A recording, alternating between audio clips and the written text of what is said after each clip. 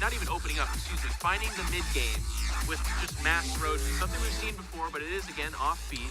Yeah. But then the decision making he made from there, I like the infestor follow up. I like the mass expanding, saying, hey binski, if you're gonna stay on 2 base and I can't touch you, fine. You have to come out right now. It was very methodical play. It's not like he was doing very quick transitions from one thing to another. He was kind of making decisions based on what he was seeing as well from his opponent, and kind of playing a middle road type build to really make it work out for him. So again, great job there from CatZ in game number 1. Here we are in game number 2 on Way Station. Again, guys, this is an elimination match.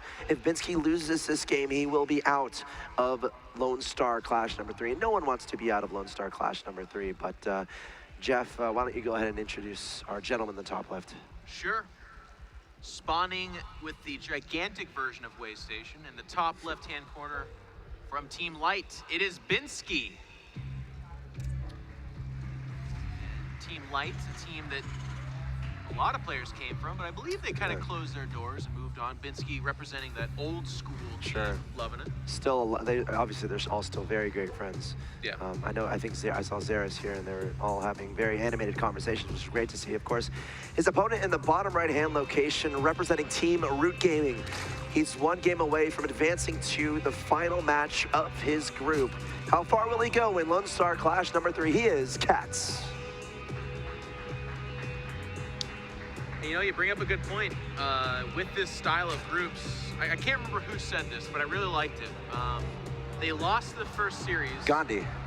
No, I don't think it was Gandhi. That would be amazing if he played StarCraft. I want to say it's like TLO or somebody like that, but he said, he tweeted immediately after, he said, I still have to win 2 games to make it out of this group. And I like that mentality. Yeah. Because, you know, you bring up a good point. CatZ loses the first series, but had he won that, or, you know, had he been in this position he is now, it all boils down to needing to win 2 series. You can do it here against binski, and then he'll play the loser of Pult versus Seed, which obviously will be a very tough match, but this is a premier tournament. Of course there's going to be tough matches everywhere. Everywhere. No automatic wins, unless Axel Toss is playing. Except for Pult versus CatZ. That was a super automatic win. Oh, come on. You know, hey, CatZ. I always root for the foreigner, but man, if Pult beats you that hard, he earns that respect. That's what I gotta say. Yeah, no, you're right. Pult is crazy good. More on him later in this tournament. We'll definitely see more of him. But, okay, so here we are, Way Station. Massive map, as you alluded for earlier. Based on what we saw last game, you know, binski had kind of trouble securing a third. CatZ went for the very heavy Roach style into Hydras. That Roach Hydra style, it's going to be better on smaller maps, because obviously Roaches and Hydras not the fastest units in the world. It's going to take time to get across the map. The more time it takes across the map, the more time the Terran player has to defend against said aggression.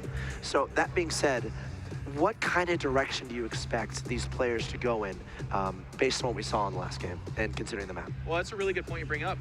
Roach Hydra, probably not the order of the menu, just because, as you said, it's so hard to get across the map. But to your point, what I also like about playing that in the first game is that in a best of series, you want binski to maybe not necessarily do that math. Maybe binski says, yeah, you know, this map's not great for it, but man, did it work so good game 1, I'm worried about it. Whereas now, CatZ has the lead. He can say, you know what, I want to go Ling, Baneling, Mutalist, the very standard style. Or, we've seen this from CatZ too, I want to go super fast Infestor with like burrow shenanigans. I want to see a Nidus, Jeff. I would not I think it'd be good on this map, you know? Yeah. It's massive. Well, yeah, you talk about the size, that's one of the, what better way to get across the map than to almost teleport, basically. All right, I'm sending a mind message to CatZ right now. We'll see if he does it. Mind link. Oh, yeah. Yeah, we're on route together, man, of course. I like that. We got 2 Reapers poking at the natural expansion. Again, not trying to win the game with those guys by any means. If you do, then fantastic, but just trying to get a read on what his opponent is doing, seeing if the Lings have speed, seeing if there's any Roaches being, you know, assembled for any reason. And like this. Wow, CatZ actually was able to sneak some Lings across the map. I think he might have gotten a SCV kill. No SCV Not kill, yet, but delaying the command center a little bit. He gets critical information in the sense that he sees that a third CC was very quickly built. And that was information he was lacking in game number 1. I don't know that that necessarily changed so much that we say that's part of the reason why CatZ, well, actually, he went on to win that game, so who knows? I was about to be like, fell behind, but I actually don't think that is even true. Sure, no, I agree. guess the point I would make is you'd rather have information than not. Yeah, well, Okay, yeah, I'll agree. Unless ignorance is bliss. Well, hey, Yeah. there it is, Roachborn very fast. And that's not a defensive Roachborn. I feel like that's, you know what? I feel like that is in response to the fact that it's a faster PC. Yeah.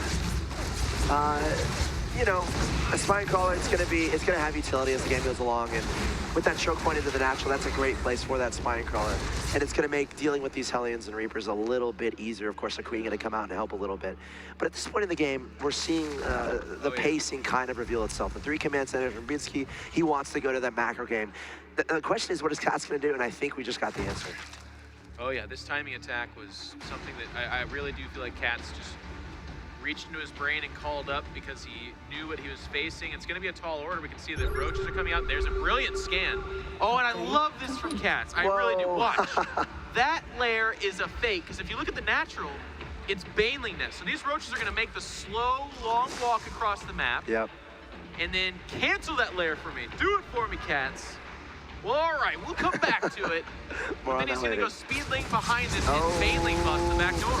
You don't want this to happen, though. Hellions and Reapers sprinting by, taking care of drones. They're going to die, but it's worth it. They see the baneling nest, killing the drones. The question is, what does binski have back home to deal with this? Because CatZ is being very, very aggressive here. Look at this. We have 3 bunkers here from binski, adding on a 4th and a 5th. He knows exactly what's coming, and a lot of this comes down to scouting the lack of a third base. He has more bunkers than things to put in it. I mean, if he, yeah. They're going to leapfrog, so there is a purpose to this, but that's actually kind of adorable. This lair's going to finish, and I don't know what the lair does for Backup this. plan. I mean, not going completely all in, I guess. So much actually behind it. You know, CatZ is going to go for it, but to your point, this is so many bunkers. Holy cow. Yep, it is. He's making that bunker bank. No way in hell does this bust work. And those Hellions behind us were brilliant. They, I mean, CatZ is almost all in with this right now. All right, Banelin's coming forward, doing a good job. Oh, losing a bit of SCVs, but again, trying to move his units to the bunkers in the back. Roaches and Lynx still sprinting forward, still 3 bunkers alive, a couple widow mines on the ground, a lot of SCVs dying, but this should get cleaned up. You know, obviously this attack has no more legs. It's going to back out of here, but if you look at the Harvester's loss, it's 19 killed by CatZ to the 14.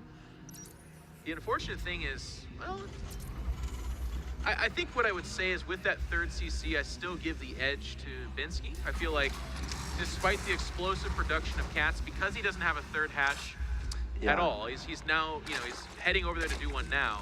His production's limited, so the lair finishes, but you don't see any critical tech other than baneling speed and roach, which I guess actually, you know, I take back what I said. But it's just gonna be more roaches and banelings off of low larva, also trying to get drones out.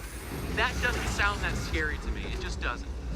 And this is also a position where the Terran player might be looking for a counter. Like generally when a Zerg player attacks you and it's obvious that they're investing a lot into it, you got a lot of drone kills, you saw the lack of a 3rd base, there presents a kind of a timing window where you can kind of try to counter. But, you know, we talk about the map again, Way Station, it's such a massive map. How long is that window with such a long map like this? So where binski might have had a chance to do a counterattack.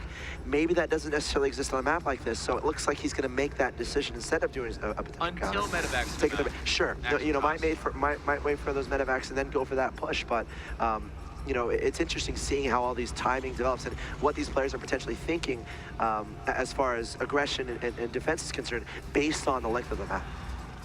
Yeah, of course, that plays a very big role in it. And, you know, to your point, no counterattack was available, but with medevacs, that changes. That becomes not only available, but encouraged.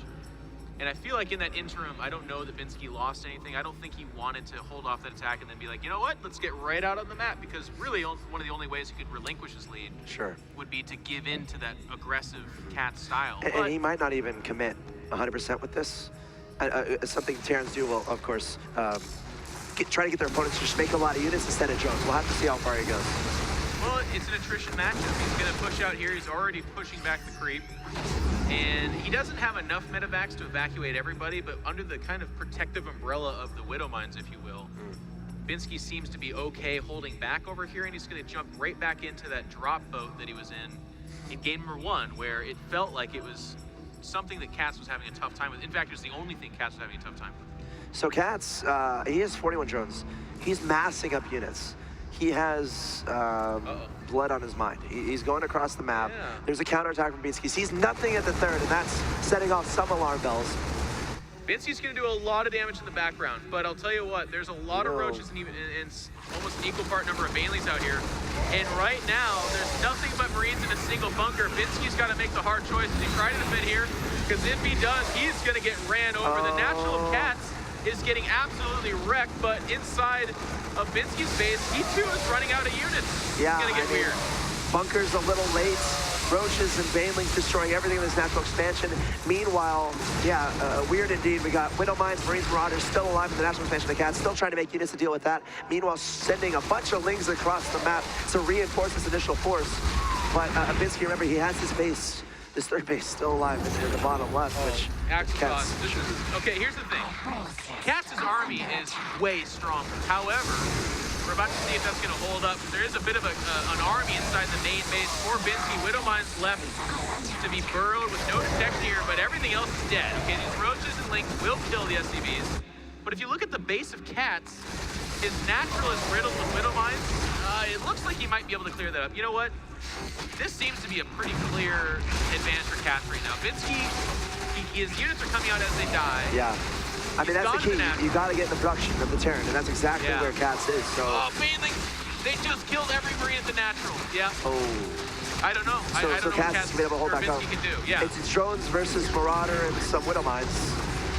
Meanwhile, the third is getting taken out by a bunch of Lings, but it all comes down to this production line. Oh wow. Binski, however, inside his main, he spot a good angle. The Widow Mines did enough AoE that these roaches are getting cleaned up. Okay. And then the third base has been picked up. SCVs are just barely mining at the natural. But look at this. Binski's got a 20 supply advantage.